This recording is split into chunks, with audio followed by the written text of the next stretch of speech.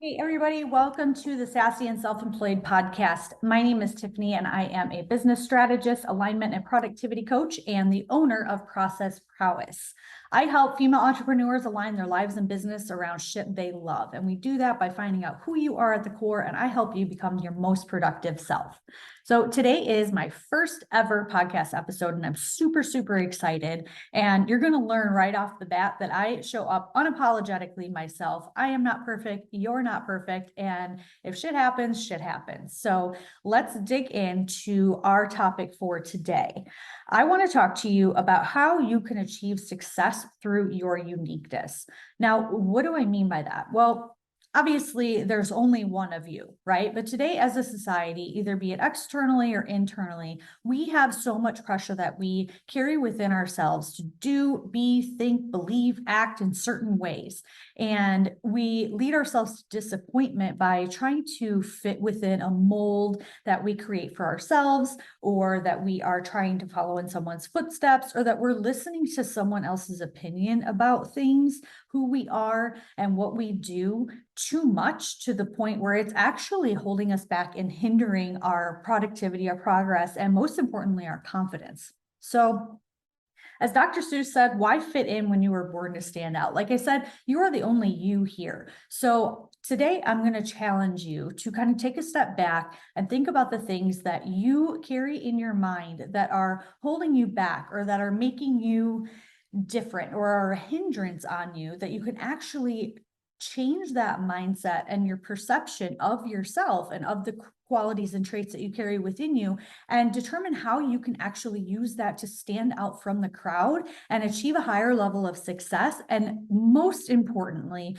to feel super, super calm, comfortable, collected when you do it, because you're showing up authentically as yourself, and you're not putting that pressure within yourself. You're not allowing that pressure externally to enter your world. You're showing up as who you are, doing what feels good, when it feels good, and how it feels good to do it.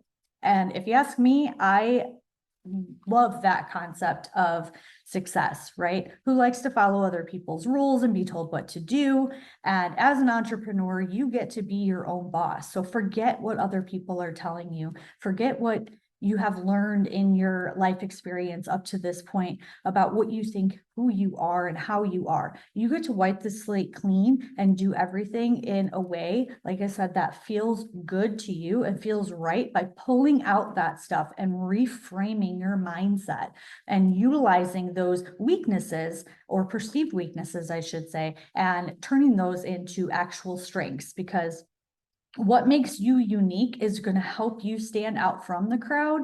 And if you are continuing to allow yourselves to walk around with that weight on your shoulders, as opposed to using it to your advantage, you're not going to get anywhere. And if you do get somewhere, you're not going to get there as fast, and you're surely not going to have as much fun doing it. And that's my goal for my clients. So what if your struggles are actually your superpowers? Now, what if everything, like I said, that you thought was wrong with you is actually something that can be the key that's going to unlock the way that you achieve your unique success? I want to go over some ways that we can look inside, and we're going to pull out the greatness within you, and we're going to start to frame that uniqueness and help you understand how you can make that work for you and not against you. And we're going to be able to determine your perceived faults, your weaknesses, whatever self-deprecating words that you prefer to use. But we're going to really begin to realize what's actually true and what you've allowed yourself to believe, and in turn hold you back. And my favorite part is you're going to learn to turn your frown upside down and turn these personal obstacles into opportunities in the future. So let's talk about first where it starts, where these mean girl statements, phrases, thoughts, and beliefs come from. Well, what we think about ourselves in general, it comes from two main sources. One is our inner dialogue, and two is the opinions of others, right? And we all know that we think 60,000 thoughts in a day, and 80% of those thoughts aren't super awesome. But then when we factor in the influence of others and their unsolicited advice or outlooks or opinions, can send us on a downward spiral. And that can happen even if their intentions are good. It doesn't always come across that way. So if you ask me, there's two pretty big elephants dancing around in the room, and it's up to you to decide if you're going to throw peanuts at the elephants and keep them fat and happy, or if you're going to open the door, let them run free, and create your own dance party. Now, everything comes down to perception, and how we internalize things creates our thoughts and feelings about ourselves. And then in turn, these thoughts and feelings ultimately dictate our action or non-action, depending on the situation. So let's take a look and talk about these two sources in a little bit more detail. Now, one, I mentioned your inner critic, right? Again, as business owners, we put way too much pressure on ourselves. We talk shit to ourselves, we compare ourselves to others. And for the sake of being obvious, guys, we are without a doubt our own worst critics, right? And I don't care if you have an office, whether you work from home or if you work poolside. I'm jealous, by the way. But being stuck with these thoughts can make or break you. How you talk and think about yourself is determined by a lot of factors, right? We form these beliefs through previous experiences, successes, failures, good and bad, right? But that's for another episode. We'll talk about limiting beliefs. But when we think we're inadequate and incapable or even unworthy, we avoid any and all activities that are going to serve as reminders of these beliefs. And what happens to our motivation and what happens to our productivity and our overall business or even your quality of life, it reflects right back to us, and it kind of creates this merry-go-round that we can't seem to operate. The more you think negative, the more negative that you're going to continue to generate in your life. So what I want you guys to do is take a second to think about some of the things that you frequently tell yourself, on a daily basis. What beliefs have caused you to act or not at all? I'd love for you to, take some time to really think about that and write it down. And you can start to kind of peel back the layers. Now, the other main factor that contributes to how we think and feel about ourselves is the external world, right? The peanut gallery. Everybody has a thought, opinion, feeling, story, or method they're dying to share with you. And we're all guilty of it. But so no one really can be faulted, but chances are, like I said, their intentions are good. I know mine are, and I hope yours are too. But how many times have we had a friend or family member poke their nose in your business and offer 2 more cents than you ever asked for, right? Again, I'm sure most of them mean well, but haters are going to hate too, right? So it comes from 2 different angles. But either way, we can't help but care about how others view us. It's just what's ingrained in us. We care what they think about us, and we care about how we come across to them. So to hear that we're lacking in a certain area of life or a certain skill set, or that we're doing things wrong, or that our ways are questionable, it's deflating. So what happens? Again, we create that narrative in our mind. And the more that we play the story over and over, the more it becomes our truth, the more we overthink, and the less we trust ourselves to actually start getting shit done. So, think about it. For example, you have this successful icon in your industry. You pick the name. Everybody, including you, strives to replicate what that person is doing. And that person goes from your biggest mentor and inspiration to now your biggest competition. Now they're a massive reminder of how you haven't achieved the same level of success.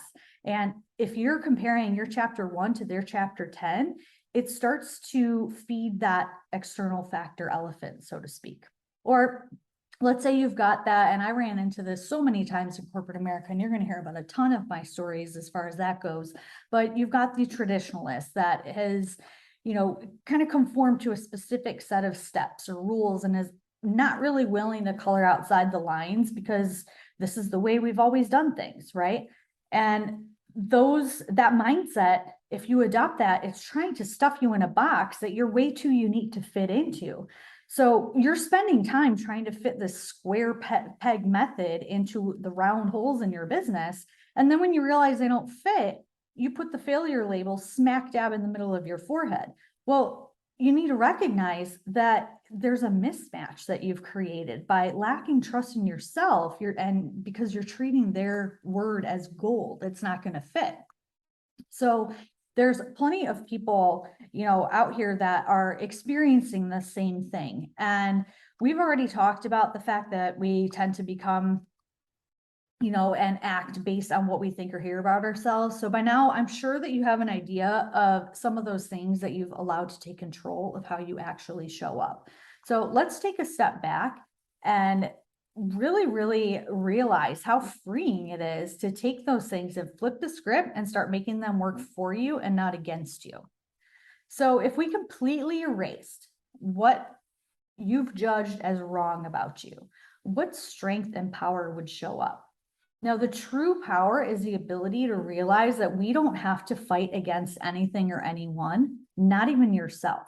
And at the end of the day, everything that we think is wrong with us can actually be embraced and turned into inspiration and motivation to do and create the things that others would never even dream of attempting, right? But the trick is believing and trusting in yourself so that you don't blindly follow the status quo or whatever else everybody is expecting from you.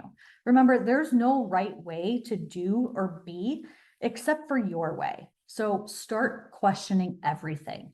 Whose rules are you following? Are you creating something in your life and business that works for you, or are you creating it to continue to feed those elephants?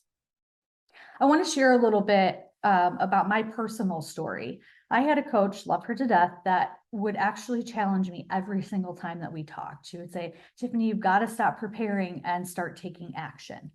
Now, this is super stellar advice. And it, of course, was something that I beat myself up about over and over and over again. But I realized that neither one of us was right. See, planning and creating processes is my jam. I love taking big picture ideas and organizing the chaos, so to speak, because when we have a clear map in front of us of each step in order with prioritization and the sense of urgency that we need, it takes the overthinking out of it. And 9 times out of 10, any delays or any procrastination in taking action is because we are emotionally attached, right? But when we know exactly what to do every single day, we can tackle our to-do lists with confidence and knowing that we're building a foundation and building it on it every single day, right? Each task is going to set us up for success. So maybe I did all the planning up front, which to me just made sense because that way I could just buckle down and get to work. And I took the thinking out of it and I was able to detach myself emotionally from my work and in turn get more done. But there was a problem. Or was there? I would plan and prepare and build these shiny processes. And once it was done, I was over it. Turns out that I was taking too much action and I wasn't taking too much action in terms of actual execution, but the planning itself is what actually made me happy. And I'm gonna step on my pedestal here. I'm damn good at it. I've been doing this for 12 years as a director of process improvement and implementation for million and billion-dollar companies. So this is just my jam. But one day I had a call with my coach and I told her that I realized that we had been trying to fix me. And actually, what we were trying to undo was my success superpower. I love to create action plans, and this is what I was going to do for others. There's a massive number of people out there, and you might be one of them, that are just sitting and staring at their computer screen day in and day out, wishing that they had someone to just tell them what to do, right? But on the flip side, maybe they're experiencing a case of analysis paralysis, or they're just completely procrastinating and just not doing anything at all. You don't know, overthinking or underthinking, right? But that was it. That's what I was going to do. I was going to turn my struggle with being stuck in the planning phase, and I was going to turn it into my success superpower. The novelty, it wore off for me at the point of execution, like I said. So I was going to build action plans for fellow entrepreneurs and hand them off. That way I could move on to the next client, and all my clients would have pretty packages to open that would eventually unfold into massive action on their end. So that's what I did. I created my business to cater to things that I enjoyed and serve others that are superstars at taking action, but might not know what to do or when to do it. So at this point, the time has come in the episode for us to really dive in and see what we can start thinking about differently and changing our perception. So I want to take a look at a couple of those setbacks and examples and kind of turn them into stepping stones of a new you. So if any of these relate to you, hopefully you can take these action steps and apply them moving forward. But this should give you a really good idea of the concept here about how you can take what you think is a weakness and turn it into a success. So First one I want to talk about is, in line with my example of my story and my experience. Are you inconsistent or are you imaginative? What else is possible? This is one of the most powerful questions that we can ask in our business and our life, because business isn't about discovering the one thing that we can do for the next 100 years. I know I would not last. It's also not about sticking to a plan if it's not really creating what we desire. And that, I'm not just talking about the results and our expectations and the outcome. I'm talking about the process of doing it and making sure that that has some type of spice to it, and that you're actually enjoying taking that action and creating the process or product or whatever it is that you do in your business. So the choice is yours. And what I want you to start doing is ask yourself every day, what ways can I use my imagination to my advantage? So we're going to replace inconsistent with imaginative. Now, if you allow your business and life to actually become an adventure instead of letting the day, every single day, look the same, then you're really going to unleash that creativity, right? And there's nothing wrong with having an imagination, just like I shared with my story. So if you're creative, be creative and do the things that light you up, and think of ways that your creativity can work for you. And once you nail that down, you're going to be able to create a life and a business for yourself that keeps you engaged and empowered every day. Now, if you identify things that you have to do, but they're not really your cup of tea, then find some ways to make them fun. Use that creativity. You can automate them, you can streamline them. And for those of you that can, delegate the shit that holds you back. Next one I want to talk about is progress and perfection. And you've probably heard the two indirectly compared to each other in opposition, right? Now, many business owners act from a place of fear. And as a result, we can spend all of our energy focusing on holding on to what we've created, right? We have our safety net. And in the process, what we do is we lose that ability to adapt and make different choices. Or worse, we can take no action at all. Again, we love to have control over things and we want to stay in our comfort zones, but this is so stifling to your creativity. There's definitely a fine line between being safe and being successful. So in terms of perfection or progress, I want to challenge you to combat this with a mindset shift. And rather than seeing things as opportunities to fail, look at them as lessons to learn. Now, would you rather spend days making things perfect, which is impossible, by the way, or would you rather make progress? I mean, so what if you fail? Who cares if the action or decision that you made didn't get you the results you hope for? Now you know, right? So take this and adapt and adjust.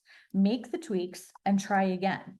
And I know it sounds so cliche, but you never know until you try. So again, if you're striving for perfection, that's where you're setting yourself up for failure. But if you're aiming for progress, you can learn to have fun playing the game of trial and error. Now, the next one that I want to focus on is broken or bold, right? And I had mentioned earlier about, what my coach and I were trying to fix within me. Well, it turns out nothing's broken in me. And guess what, friend? Nothing is broken in you either. So you can take the things that you think are broken about you, and you can be bold and make different decisions and step out above and beyond your competitors or other people that are in your industry, so that you can really, really put that spotlight on your unique self. Now, again, you're not broken. And if you can shift that way of thinking, you're going to stop trying to change who you are and stop trying to meet unrealistic expectations. You're going to start making those bold decisions, and you're going to build confidence and become more comfortable in your own skin, right? So let's say you have an idea that nobody's done before, but you start doubting yourself and your abilities. Or something that you think, because it's not mainstream, that you have no business attempting to break the mold. But that's why you're here. I mean, we all mess up at times, but that doesn't mean we're broken. Choose to do things that bring you joy and ignite the creativity and happy energies in your life. You are the only you that is in this world, and the world needs to see that. So just because you might not think or feel the way that others do doesn't mean that there's something to fix. What it means is that you're not meant to follow the rules and it's time to start making your own. Don't forget, though, to give your ideas enough time to produce results, right? Because nothing happens overnight. So if you have a certain way of approaching something that feels good and works for you, good. And if you land on your face while trying to implement that idea or process, well, I mean, that's good too. Now, let's talk about criticism or constructiveness. We already talked about how we talk shit to ourselves and how the peanut gallery can impact how we think and feel about ourselves. But this last piece is going to be a little bit easier said than done because I'm not here to sugarcoat shit, guys, but hear me out. So, you know, all the things that you're quietly whispering to yourself all day? Well, congratulations. You've officially blessed yourself with the exact resources you need to turn that criticism into constructive chatter. The next time that you catch yourself saying things like, this will never work, or I'll never be successful, or whatever it is that your inner mean girl is whispering to you, pay close attention. Gracefully tell her she can't sit at your table and combat the shaming statements to those that actually feed your uniqueness. So every time that you hear a negative voice in your mind, challenge it and ask yourself, is this true? I've got news for you guys. The answer is always going to be no. But take that statement, take that thought and belief, and think of 3 experiences that are going to debunk that thought. So, for example, if you say to yourself when you're trying to take on a new task or a project that you're never going to figure it out, well, think of 3 things that you have figured out in the past when you thought it would never happen at the time. What was it? And how did it make you feel? And then how did you apply that experience into other areas of your life? So will you be able to figure out this challenge? Now you know, and you can bet your ass that you're going to. So use every mean girl thought that you have in your mind as fuel to prove her wrong. And eventually, you know what? She's going to quiet down and you're going to stop believing her. But better yet, you're going to stop finding ways to prove her right. So as you guys can see, or hear, the nasty things that we think and hear and feel about ourselves can easily be turned into our superpower. If we just turn our perceived struggles into our success superpowers, you can start to embrace the things that you thought held you back before. And when you really take the time to pull that inner uniqueness out and let her show up in your life and business, the world is yours. And the world needs your uniqueness. It needs your skills, it needs your talents, and it needs your personality. And what I want you to take away from this episode here is, what is one thing that you can turn into your success superpower? I'd love to hear in the comments what your thoughts are. And if you'd like support in your life and business and want to move forward with confidence and ease, definitely click on my link below about private coaching and see how we can work together. I hope you enjoyed this episode, guys, and I'll catch you on the